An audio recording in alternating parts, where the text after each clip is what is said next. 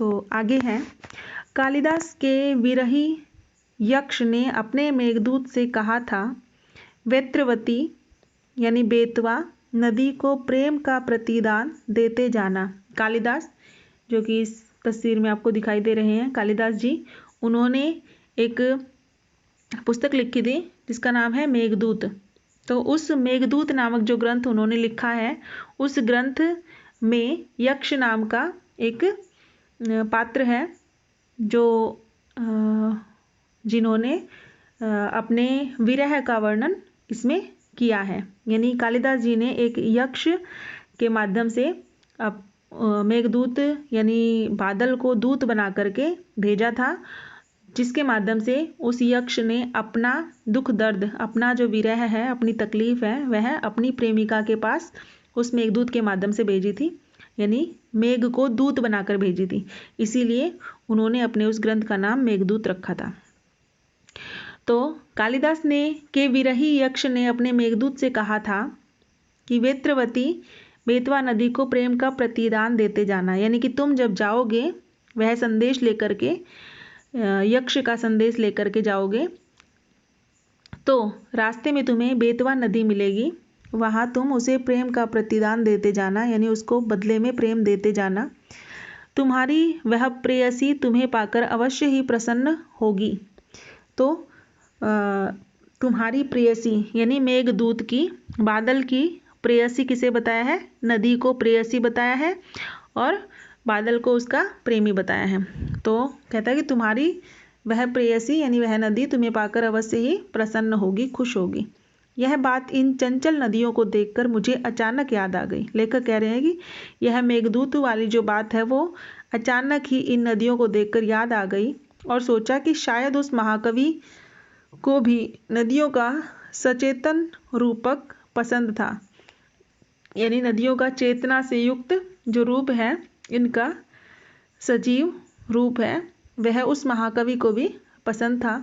दरअसल जो भी कोई नदियों को पहाड़ी घाटियों और समतल आंगनों के मैदानों में जुदा जुदा शक्लों में देखेगा, वह इसी नतीजे पर पहुंचेगा। यानी वास्तव में जो कोई भी नदी को दोनों रूपों में अलग अलग देख लेगा, यानी जब वो घाटियों से, पहाड़ियों से निकल के बहना शुरू करती है और जब वो मैदानी क्षेत्र में पहुंचती है, दोनों में बहुत अंतर हो जाता है, इसीलिए लेखक ने ऐसा कहा है। तो आइए हम इस गद्यांश से संबंधित कुछ प्रश्न हैं उनको देखते हैं। लेखक के अनुसार कालिदास को भी नदियों का कौन सा रूप पसंद था? दूसरा प्रश्न है, लेखक ने नदियों के जुदा जुदा रूप को देखकर मनुष्य के किस नतीजे पर पहुंचने की बात कही है? यानी ऐसा कौन सा नतीजे, किस नतीजे पर लोग जो उसे देखकर, नदियों को अलग अलग देखकर पहुंच सकते हैं, क्या सोच सकते हैं, उसके बारे में लिखना है। अगला प्रश्न है, समय समय पर भाषा बदलती रही है, शब्द बदले रहे हैं, जैसे बेतवा नदी का दूसरा नाम वेत्रवती, यानी कि समय के साथ साथ जगहों के नाम है वो बदलते रहते हैं, नदियों के नाम भी बदलते रहते हैं, कुछ परिवर्तन होता रहता है। तो इसी प्रकार नीचे दिए गए शब्दों के अन्य रूप लिखो। सतलुज, चिनाब, बनारस, रोपड़ और झेलम। तो इनका बदला हुआ रूप जो है, नाम है, वह लिखना है। अब आगे चलते हैं। काका कालेलकर ने नदियों को लोकमाता कहा है। काका कालेलकर जो इस तस्वीर में हमें दिखाई दे रहे हैं, ये भी एक लेखक हैं। तो उन्होंने नदियों को लोकमाता कहा है। लोकमाता यानी लोगों की माता की संज्ञा दी है, इस संसार की माता के रूप में कहा है। किंतु माता बनने से पहले यदि हम इन्हें बेटियों के रूप में देख लें तो क्या हर्ज है? यानी माता बनने से पहले हम इन्हें बेटी के रूप में देख लें तो उसमें क्या बुराई है? और थोड़ा आगे चलिए, इन्हीं में अगर हम प्रेयसी की भावना, प्रेयसी यानी प्रेमिका की भावना करें तो कैसा रहेगा? यह पूछता है लेखक। ममता का एक और भी धागा है जिसे हम इनके साथ जोड़ सकते हैं, यानी ममता का एक और ऐसा धागा है जो हम इनके साथ जोड़ सकते हैं। बहन का स्थान कितने कवियों ने इन नदियों को दिया है? यानी कि बहुत सारे कवियों ने इन्हें बहन का भी स्थान दिया है, किसी ने माता का स्थान दिया है, किसी ने बेटी कहा है, किसी ने बहन कहा है, किसी ने प्रेमिका कहा है। तो एक दिन मेरी भी ऐसी भावना हुई थी। थोलिंग ये तिब्बत की एक जगह है, उस जगह की बात है कि मन उचट गया था, यानी मन बड़ा उचट गया था, मन लग नहीं रहा था, उड़ गया था। तबीयत ढीली थी, यानी तबीयत भी कुछ ठीक ठाक नहीं थी। तो सतलज के किनारे यानी सतलुज नदी के किनारे पर जाकर बैठ गया। दोपहर का समय था। पैर लटका दिए पानी में।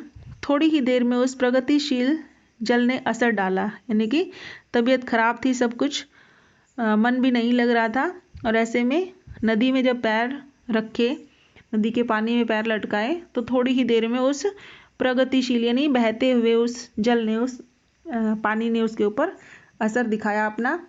तन और मन ताज़ा हो गया। तो उससे लेखक का तन और मन दोनों ही ताज़ा हो गए और लगा मैं गुनगुनाने, और कवि साथ ही साथ एक कविता भी गुनगुनाने लगा, जो कि हम आगे पढ़ेंगे।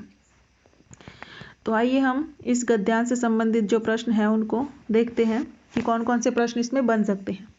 तो पहला महत्वपूर्ण प्रश्न है, काका कालेलकर ने नदियों को किस नाम से पुकारा है? यानी काका कालेलकर ने नदियों को क्या कह के बुलाया है।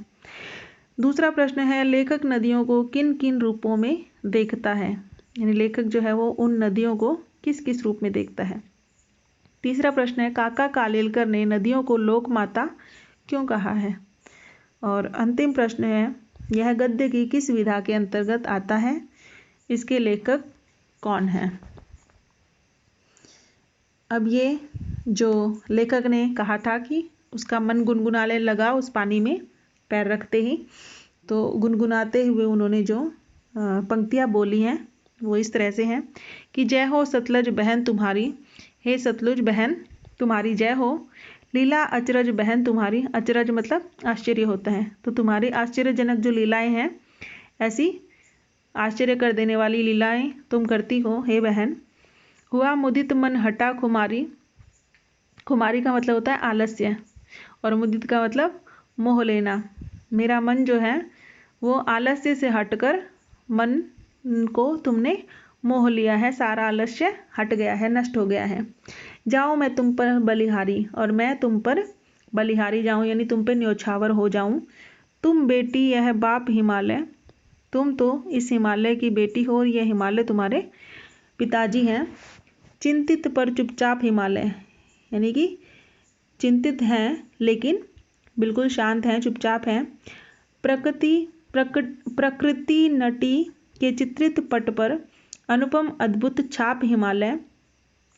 प्रकृति रूपी नटी, नटी का मतलब होता है नर्तकी, तो नर्तकी के चित्रित पट पर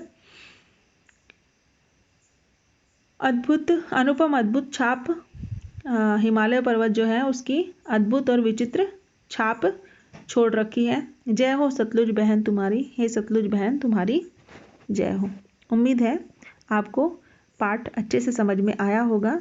तो बताए गए प्रश्नों को हल कीजिए और उन्हें अपने शब्दों में लिखिए। धन्यवाद।